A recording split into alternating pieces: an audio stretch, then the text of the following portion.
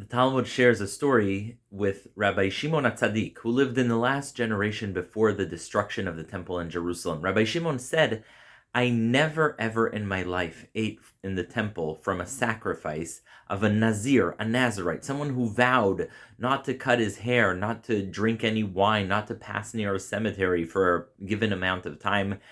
And then at the end, he brings the sacrifice, a korban. And so Rabbi Shimon says, never in my life did I eat from such a sacrifice, except for this one instance. What was that one instance?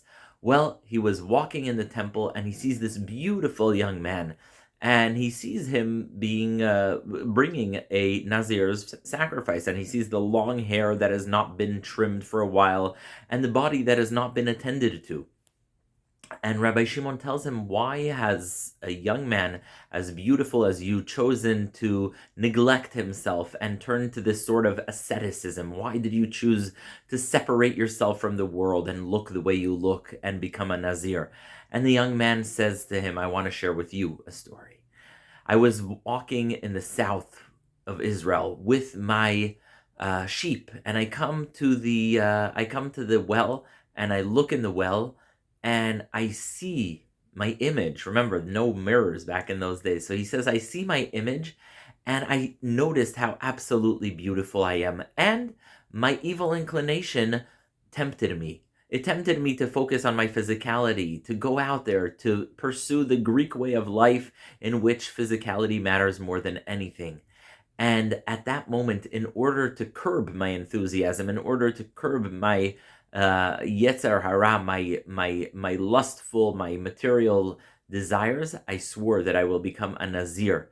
Now, at the end of the period of being a Nazir, it's not just that you cut your hair, then you go completely bald. You shave off everything and you completely bald, which is not also a great look either for a young man.